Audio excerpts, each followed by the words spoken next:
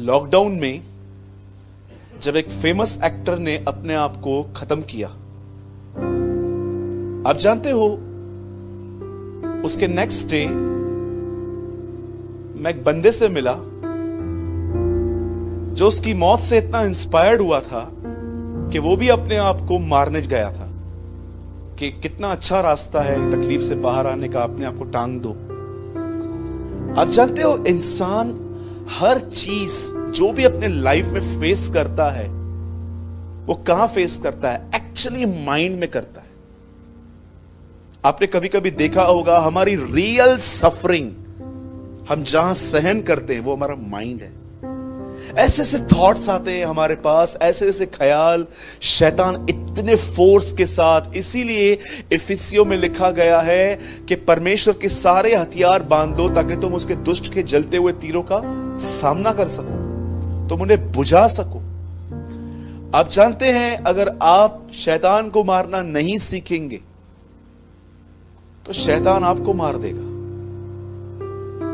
कई सारे मैंने गीत सुने हैं जिसमें कहते हैं शैतान हारा हुआ मेरे पैरों के नीचे भागा भागा। बहुत सारी बातें आजकल मैंने देखा है शैतान पर मैंने देखा है अच्छे अच्छे लोग उससे लड़ नहीं पाते। गीत गाते हैं भागा भागा भागा भागा भागा भागा, और कभी कभी मैं देखता हूं ये भागते। मैं प्रैक्टिकल हूं बहुत, मुझे थ्योरी मुझे समझ में नहीं आती।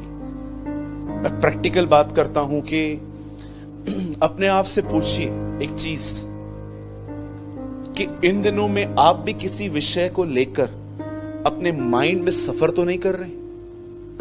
और अगर आप अपने माइंड में कुछ चीजों को लेकर सफर कर रहे हैं, आप चाहते हो माइंड में सफर करने का मतलब क्या है? आइए मैं चाहता हूं आप ध्यान दें। माइंड में सफर करने का मतलब होता है कि आपके दिमाग में जो ख्याल शैतान डाल रहा है आप उस पर बिलीव करके चल रहे हैं, आप उस पर बिलीव करके चल रहे हैं, इसलिए आप सफर करते हैं। अरे आउटसाइड प्रॉब्लम्स, मुझे एक बात बताइए, कौन सी प्रॉब्लम आज तक रुकी है? बताइए एक प्रॉब्लम बताओ जो आप कहो कि यस ये सालों से जो आई सब गई, लेकिन कहां पर सफर किया हमने? In our thoughts, in our thinking. तो ब्रदर अब क्या करें? सुनिए, अब जो मैं आपको सिखा रहा हूं वो आपको फ्यूचर के लिए बहुत मैच्योर कर सकता है। कितने लोग ये बिलीव करते हैं कि हम जब तक जिंदा हैं तकलीफें आती रहेंगी? ये हम नेगेटिव नहीं बोल रहे हैं, ये सत्य है, ये सच्चाई है। जब तक आप जिंदा हो आपके और मेरी लाइफ में कुछ प्रॉब्लम्स आएंगी। तो मैं आपको आज थोड़ा प्रिपेयर करना चाहता हूं, थोड़ा समझाना चाहता हूं how to face in your thought life. जब ये चीजें आपके जीवन में आएंगी आगे चल के, मैंने ऐसे बहुत सारे लोगों को देखा है चर्च के अंदर इनकरेज करने का वचन चल रहा है तो भी वो डिस्करेज ही बैठे हुए। देखे आपने? दिखाऊं? चर्च के अंदर वचन चल रहा है इनकरेज करने का, लेकिन ये डिस्करेज होके बैठे हुए। मीटिंग के बाद आप इनसे मिलेंगे, प्रार्थना कीजिए, क्या हुआ? मैं बहुत तकलीफ में हूं। मैं तो बोलूंगा आपको देख के मुझे भी बड़ी तकलीफ हो रही है। आप यहां पर भी इनकरेज नहीं होके गए तो आप कहां इनकरेज होंगे? मुझे बताइए। ठीक है, मुझे शांत कलीसिया इतनी पसंद नहीं है। मैं सिर्फ एक ही जगह पे आपसे उम्मीद करता हूं आप शांत रहो, जब कोई मर जाए तब वहां शांत रहा करो, बाकी हर जगह पे थोड़ा थोड़ा बोला करो। अब ध्यान दीजिए जो मैं कह रहा हूं। निर्गमन 15 अध्याय, कुछ खोलिए मत, सुनिए, बाद में मैं खुलवाऊंगा। निर्गमन 15 अध्याय बाइबल का एक ऐसा अध्याय जो स्टार्ट होता है एक महान स्तुति से, लेकिन आप में से कितने लोगों ने यह बात नोटिस की है कि वो खत्म होता है कुड़कुड़ाने पे? रीड इन योर बाइबल, घर जाके आप पढ़िएगा। एक एक ऐसा वो अध्याय है जहां पर परमेश्वर की बड़ी स्तुति की गई थी, बड़ी महान तरीके से। लेकिन अगर आप उसका एंड देखोगे ना, तो ऐसा लिखा गया है कि पानी न मिलने पर वे लोग कुड़कुड़ा रहे थे। बाइबल मुकद्दस ऐसा बताती है कि इज़राइल के लोग मिस्र में एक बादशाह के नीचे गुलाम थे। परमेश्वर ने मूसा को कहा कि मेरे लोगों को निकाल और इस पहाड़ पे ले आना, ताकि मैं तुम्हें यहां पर अपने विधि और अपने नियम तुम्हें दे सकूं। और बाइबल बताती है मूसा उन्हें वहां पर 10 बड़ी बड़ी विपत्तियां मिस्र पे डालकर वहां से उनको निकाल ले आया। और निकालने के बाद जब बाइबल ऐसा बताती है कि वो एक प्लेस पे पहुंचे जहां पर ऐसा लिखा गया है कि वहां का जो पानी था वो ठीक नहीं था, और उन लोगों ने, इज़राइल के लोगों ने खुदावन के सामने कंप्लेन करना स्टार्ट किया। मैं नहीं जानता हूं आप में से कितने लोग कंप्लेन को बहुत छोटी सी बात समझते हैं, पर आप जानते हो जब भी आप शिकायत करते हो कि life is unfair with me, जीवन मेरे साथ अच्छा नहीं है, लोगों ने मेरे साथ अच्छा नहीं किया, ये किया वो किया, आप जानते हो जब भी आप कुड़कुड़ाते हो, कंप्लेन करते हो, तो एक्चुअली आप परमेश्वर को यह कहते हो कि आपने जहां मुझे रखा है गलत किया है। आप उसकी इच्छा के विरुद्ध जाते हो। एक मसीह व्यक्ति को कंप्लेन करने का कोई हक नहीं है। आप देखिए बातों बातों में आप कितनी शिकायतें करते हो। परमेश्वर की यह मर्जी थी कि वो जंगल से निकलें, लेकिन जब वो कुड़कुड़ाते थे तो परमेश्वर को यह कहते थे कि हम तेरी मर्जी में नहीं रहना चाहते। You know, whenever you complain, जब भी आप शिकायत करते हो, आपको लगता है आप छोटी बात कर रहे हो। जी नहीं, आप परमेश्वर की ठहराई हुई योजना का अपोज करते हो। खुदा ने आप में से हर एक को कहां रखा है। आपको क्या लगता है डिफिकल्ट देवरानी, डिफिकल्ट जेठानी, डिफिकल्ट हस्बैंड मिला है मुझे, मेरे बच्चे मुझे सुनते नहीं है, आपको क्या लगता है खुदा ने अगर आपके आसपास ऐसा माहौल रखा है तो क्या रीजन है? मैं आपको बताना चाहता हूं, खुदा ने ठहराया था कि वो जंगल से निकले। अपने जिंदगी में थोड़ी थोड़ी चीजों के लिए कुड़कुड़ाना, कंप्लेन करना बंद कीजिए और धन्यवादी बनिए। परमेश्वर को कहिए प्रभु धन्यवाद हर चीज के लिए। मुझे 3 दिन से खांसी थी, मैंने प्रभु को कहा प्रभु धन्यवाद मुझे कोविड नहीं है। मैं जब ट्रेन में आता हूं खड़े होके, तब मैं खुदा से ये नहीं कहता हूं कि मैं ट्रेन में आ रहा हूं, मैं खुदा को यह कहता हूं खुदा मैं आपका शुक्र करता हूं कि ट्रेन चालू है। बी अ पॉजिटिव एटीट्यूड, हमेशा अपने अंदर एक सकारात्मक मन रखिए, हर चीजों के लिए धन्यवादी बनिए।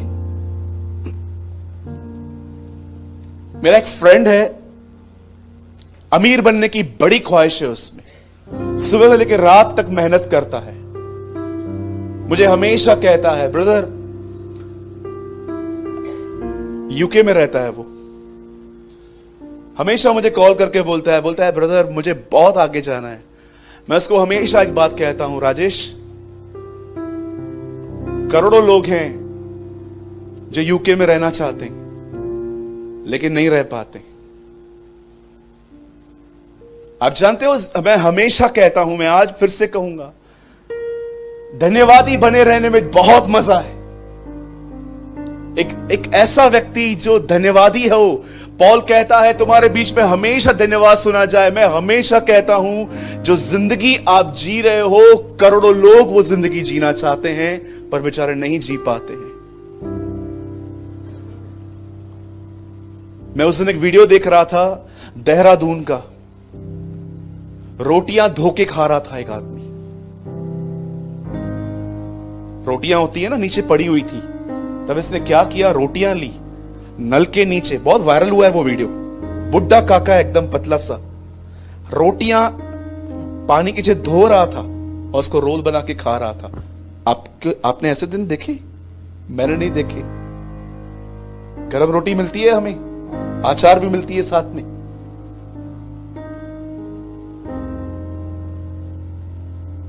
ये बंद कीजिए थोड़ी थोड़ी बातों पे कंप्लेन करना, ये नहीं है वो नहीं है वो नहीं है, और धन्यवादी बनिए। द बाइबल सेज, ये एक ऐसा चैप्टर था बाइबल का जब उन्हें पानी नहीं मिला, और जब मिला तो वो पानी ठीक नहीं था। तब बाइबल ऐसा बताती है कि परमेश्वर मूसा को कहता है एक काम कर, वो लकड़ी देख, उस लकड़ी को काट। और बाइबल बताती है जैसे उसे लकड़ी पानी में डाली, वचन कहता है कि वो पानी ठीक हो गया, अच्छा हो गया। जब मैं इन वचनों को पढ़ रहा था, मैंने प्रभु से कहा, प्रभु अक्सर लोग पेड़ घर के आसपास लगाते हैं, जंगल में पेड़ लगाने कौन जाएगा, यहां पर ये पेड़ किसने लगाया था? I was amazed। ये पेड़ यहां पर लगाया किसने जिससे पानी ठीक हो जाता है? जब मैं इस वचनों को पढ़ रहा था तब परमेश्वर ने एक चीज मुझे समझाई, सूरज तुझे इसलिए कुड़कुड़ाना नहीं चाहिए, कंप्लेन नहीं करनी चाहिए, ये याद करके कि इससे पहले कि तेरे लिए तकलीफ आए, उससे पहले मैंने वहां पर तेरा सॉल्यूशन रखा है। आप जानते हैं इस चीज को, जो भी लोग माइंड में सफर करते रहते हैं, सोचते रहते हैं भविष्य के लिए वगैरह, मैं आपको कहना चाहता हूं, जब मैं इस चैप्टर को पढ़ रहा था, एक चीज मैंने वहां पर सीख ली कि इससे पहले कि मेरे ऊपर समस्या आए, उससे पहले परमेश्वर मेरे लिए समाधान लेकर आएगा। इस चीज ने मेरे माइंड को रिन्यू कर दिया। मैं आप में से हर एक को कहना चाहता हूं, जीवन के अंदर सबसे ज्यादा एक ही चीज पे मेहनत कीजिए, और वो है प्रतिदिन वचन के द्वारा आपका मन नया होना चाहिए।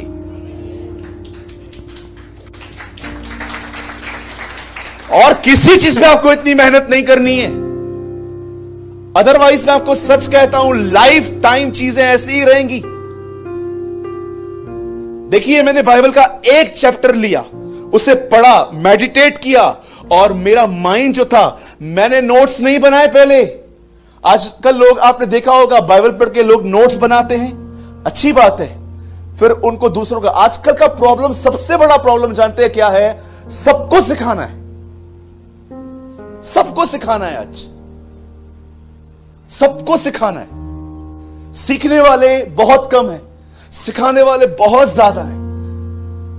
ये मैसेज टाइप करेंगे, व्हाट्सएप पे उसको भेज देना है, ग्रुप में भेज देना है, फेसबुक पे डालना है, ये करना है, वो करना है। ये सारी बातें अच्छी हैं, पर मैं आपसे पूछना चाहता हूं, कौन सा वो वचन है जो आपने लिया और आपके माइंड को रिन्यू कर रहा है वो वर्ड? सोचिए, कभी आपने सोचा है वचन पढ़ते पढ़ते पढ़ते पढ़ते अब तक वचन आपने ठीक से समझा भी नहीं है, पर आपको शेयर करने का मन क्यों कर रहा है? आपने उसको लिया है अपने लिए? क्या आपने उसको कम से कम 2-3 दिन मेडिटेट किया है अपने जीवन के लिए? आपके अंदर क्यों लस्ट है इतना सिखाने की? आपने उसको पहले अपने लिए टीच किया? मैंने देखा है लोगों को वर्ड मिलता है, सेम डे शेयर कर देते हैं। अरे क्या तुमने खुद मेडिटेट किया अपने लाइफ के लिए? ये वर्ड मिला, चलो शेयर करेंगे, ये वर्ड मिला, ये शेयर करेंगे। मैं जो पोस्ट डालता हूं फेसबुक पे या यूट्यूब पे, आप ट्रस्ट कीजिए, मैं एक एक हफ्ता पहले उसे खुद के लिए मेडिटेट करता हूं, क्योंकि वो पहले मेरे लिए मिला था। परमेश्वर कई बार आपसे बात करता है और आप इस बात को खुद के लिए नहीं लेते हो, सीधा दूसरों से शेयर कर देते हो। डाल दो फेसबुक पे, डाल दो व्हाट्सएप पे, डाल दो स्टेटस पे, डाल दो यहां पर। अरे मूर्ख व्यक्ति, पहले खुद के लिए मेडिटेट कर। क्यों माइंड रिन्यू नहीं हो रहा है इन दिनों में आजकल? जरा सोचिए। कोई आपको सताता है, आप अपने कलिंग के पास जाके कहते हैं ये व्यक्ति क्या कर रहा है? क्या तुमने दुआ की उसके लिए? नहीं की। क्यों नहीं की जानते हो? क्योंकि तुम्हारे माइंड में ख्याल ही नहीं आया अपने सताने वालों के लिए प्रार्थना करो, क्योंकि तुमने वचन पढ़े ही सिर्फ पढ़ने के लिए हैं, पर तुमने उसे कभी मेडिटेट ही नहीं किया है। मैं आप में से हर एक से पूछना चाहता हूं, चलिए, जितने भी लोग हैं लाइफ में, ऐसे लोग हैं जो थोड़ा आपको टीज करते रहते हैं, क्या आपके लिए, क्या आपके अंदर उनके लिए ख्याल आते हैं? इनके लिए प्रेयर करो पहले। क्यों नहीं आते? क्या रीजन है?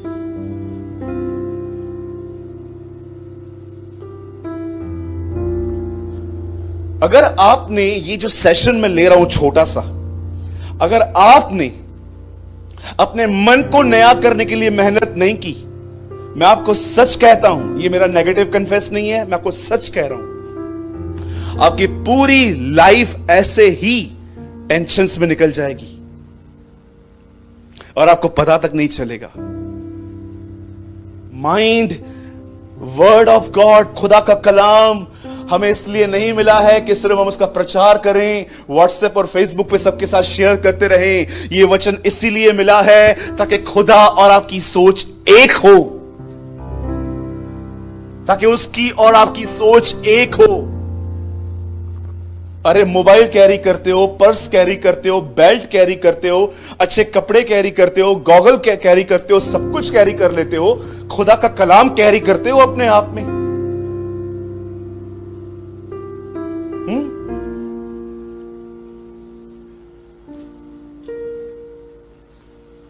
जरा सोचिए। मैं कल रात को बैठ के सोच रहा था, प्रभु कल रेजरेक्शन डे है।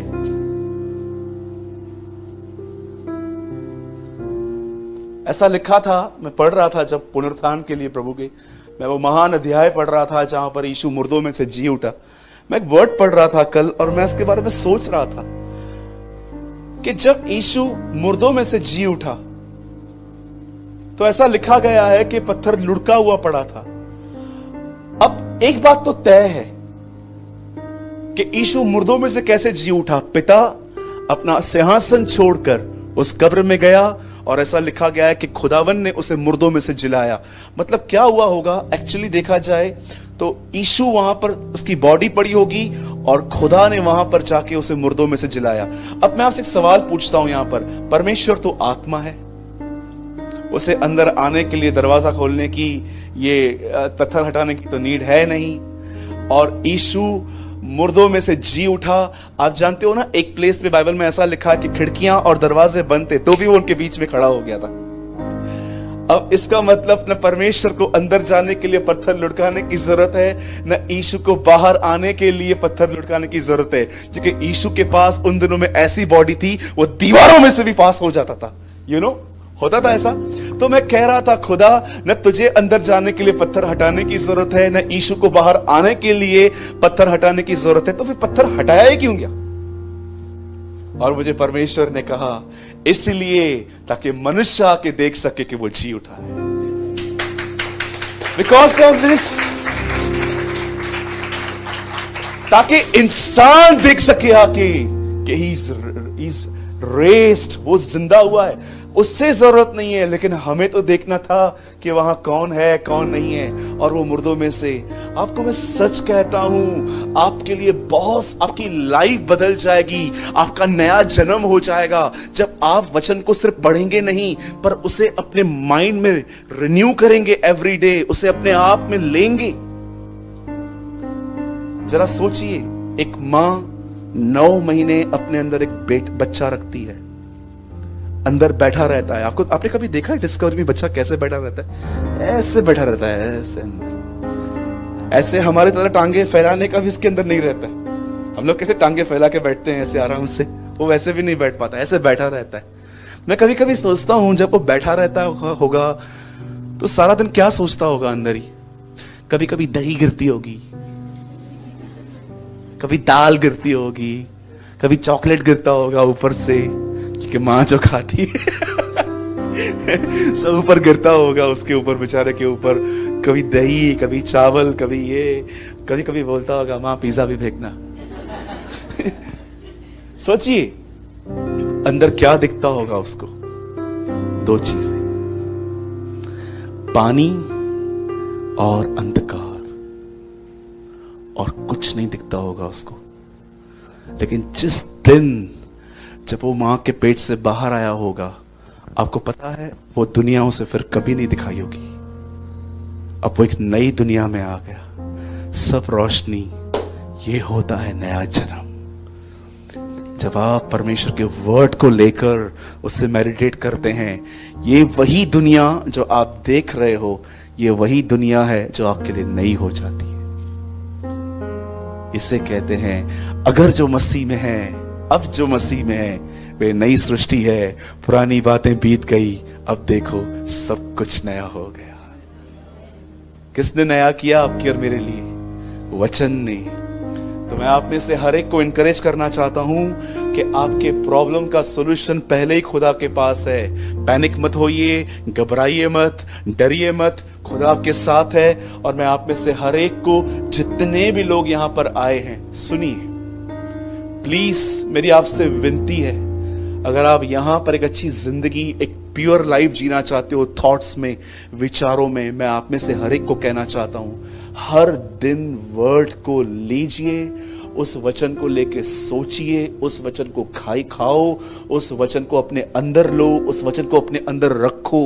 इस तरह अपने माइंड को एवरी सिंगल डे रिन्यू कीजिए, इस तरह अपने मन को नया कीजिए।